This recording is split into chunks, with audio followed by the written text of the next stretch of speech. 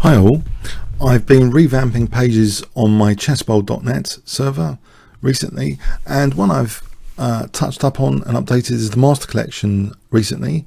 This is on the improved menu, learned from the masters. So position search, if you want you can have a look at some commentary on different openings here. It's showing you descriptions often from wiki actually. But I'm hoping actually to get a very strong annotator to maybe put some more annotations in this area. So watch out for this particular area. The one I wanted to quickly show you on the advanced search. Let's take my own games. So I'm actually Trifon Gavriel. So if you search for Gavriel, let's have a look at one of my own games. Now this is one of the more painful ones from the London Chess Classic Open of 2014. I was playing with the black pieces. My opponent, Japanese opponent, he was only about 1800 or something, but he'd beaten an IM in one of the earlier rounds and had a very good score at the time. I thought I should try and play aggressively in the opening. So d4, I played the Dutch defense. Leningrad variation is one of my favorites. So we have knight f3, knight f6, g3, g6, and he seemed to just get a very good position at the opening. So yes, this is kind of a high stakes game because quite a lot of rating points were on the cards here. In previous rounds I had drawn with a GM Peter Wells, I drawn with an IM. I done reasonably well. I fluffed up against a junior at some point in the tournament. I'm not sure if it was after this round or before, but this is important to try and put this game away. And okay, you can see by the result I didn't. So let's have a look what actually happened though. So d6, knight c3, knight c6. I've had some good results with this system, and the land of double pawns here. This variation is quite popular. c5, the quick c5 is a cause of concern because white's plan is often queen b3, and these pawns are kind of pressing down on black. Not just with c6 but d6, and in fact he really does capitalize on these pawns in the center here. I try and blunt the bishop, but queen b3, and now I try a tricky move e5. I'm hoping he would take it, and then I could try and get that pawn back slowly, maybe king h8 and then c6 and queen e7 later. But he actually just uses the opportunity here to make sure that's going to be a dangerous pass pawn, that d pawn here. He plays rook d1, and I can't get rid of this dangerous d pawn. So yeah, this is not looking good from the opening. That was good that he didn't really do the en passant, I think. And now he's got this dangerous d pawn, and I'm thinking, oh dear, I really shouldn't have played this Leningrad Dutch. If you're in a one-day game and get a bad position from the opening, you've really got to sit in your bed then, lie in your bed, as they say, as an expression, make your bed and lie in it. So for hours I'd be now tortured from this position where he's got this dangerous pass pawn, protected pass pawn in the center. This certainly isn't a good outcome of the opening at all, that he's got this protected pass pawn on d6. Bishop g5, queen d7,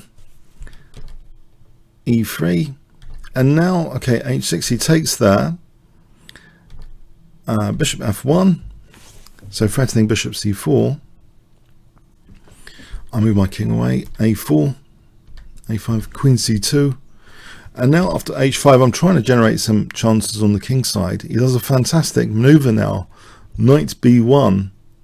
Well, it seems actually pretty logical. I'm not sure how fantastic, but the knight could reroute like this, maybe to b6.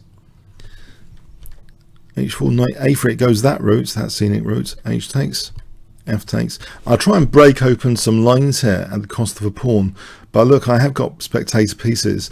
The problem is twofold.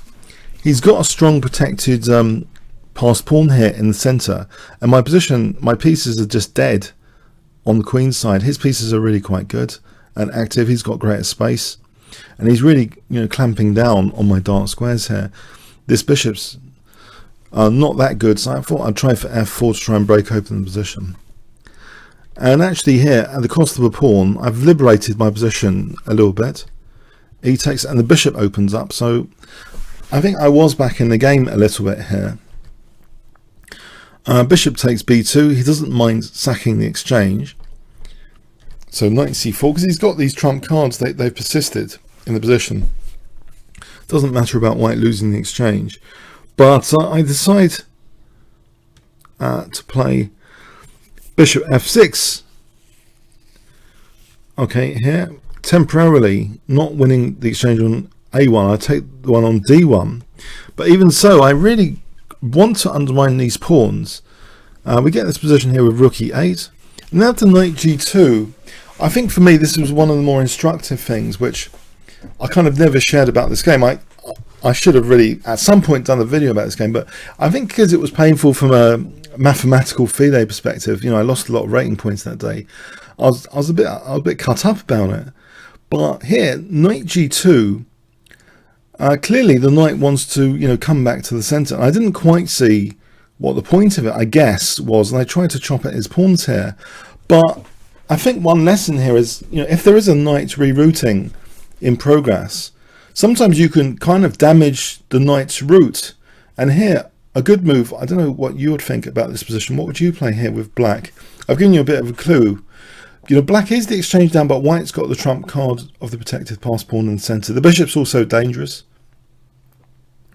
But I think when I did an engine postmortem of this game, there's a very just logical, simple move, which you might want to bear in mind for your to handle the opponent's knight rerouting. So a simple move would be, okay, I hope you've guessed g5. I didn't play g5. And I think I can probably look forward to trying to chip away at these pawns.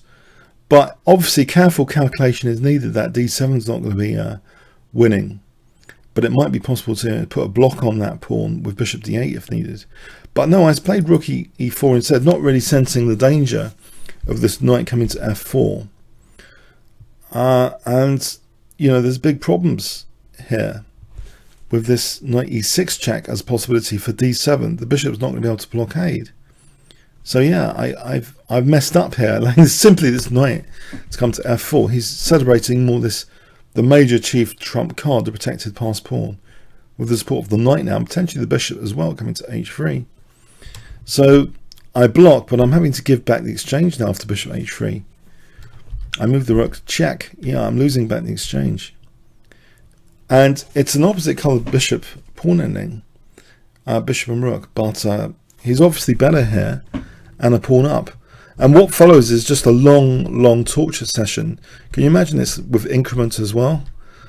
I gradually get pushed back, basically, as a slow process of getting pushed back, and it was just long and torturous. This wasn't chess for fun, this was chess for masochism. So he generates another pass pawn over here, and I'm just getting slowly just tied down totally to his pass pawns. And I guess I should have resigned by now. I stretched it out 69 moves. But yeah, it was one of the more painful experiences of the London Classic. It's funny when you look at it in the cold light of day on the database, how it's just another PGN game. Behind each PGN game, a whole set of memories, pains, satisfactions, whatever. But there's my game against Peter Wells there, the Grandmaster Peter Wells here, which is on YouTube, that draw. There's also a draw against an IM with black, which was I only used about half an hour, I think, in total. I played a very solid line here. Let's flip the board with black. And this is also on YouTube. I don't know if you remember that, but you can check that out if you search for Kingscrusher and Roberson. So I was pleased with some of my games of the London Classic that year. I didn't really get much time. I wanted to play in it like last time around, but family commitments and issues, I couldn't. I didn't have any time to even visit my good friend Alex in the last London Classic. But anyway, I guess I could find some interesting games just from here to talk about, just briefly, like that one, because I'm not sure it's easier in a way to just talk about it briefly. Such a memory, quite painful, quite a lot of loss of video rating points, to be honest. But I'm sure it will happen, you know, everyone. The thing is, you know, there are always like strong juniors coming up with the latest information, you know, internet databases. I think in a way the rating system in a way suffers not inflation but deflation. I think everyone's getting stronger younger, and that's, I've reflected at like the top levels. You know, we're going to have like one of the youngest World Chess Championship matches now in November, but people are just coming out of nowhere as well with ratings that really don't reflect their ability. Because I thought that player in particular was really, really good from previous round. But yeah, I think there are certain gaps in my over the board game coverage on the channel. I could just use this to show you and also show off the site as well. So I hope you don't mind that little bit of plugging the site as well. But check out the you know, the facilities on the master collection is on the improve menu. You know, learn from the masters. So if you want to like find players, you know, particular name, just go to the advanced search, and is that actually, I put quite a bit of criteria in here you could search for. So rating, ECO moves, whatever. There's quite a lot of criteria, but the main ones are always generally going to be player names, I think. So if you want to search for my games and have a laugh, Gavriel, Gavriel, and you'll find quite a few of my games are actually in this database on my own site, chessworld.net. There's 3 pages worth here, 105 games here. But yeah, there's a few from that last London Classic I played in. I did better actually in the rapid section. I got 7 out of 10 in the rapid. That was a lot more fun for me. Okay, so in some ways, but you know, the long games are kind of the more important ones, aren't they? Because kind of more was at stake, more was put in for both players, and more energy for both players, more research, and not just the energy during the game, you know, the preparation time, you know, before the game, the night before, you know, preparing against particular opponents.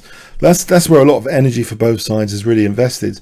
So in a way, you know, you can think of the longer games that you play in real life as kind of, you know, the high stake games. So anyway, I hope you got something from this video. I might go through some of my other games just casually like this, with very, very brief analysis and comments, just casually in the future. So yeah, check this out. Okay, comments or questions on YouTube. Thanks very much.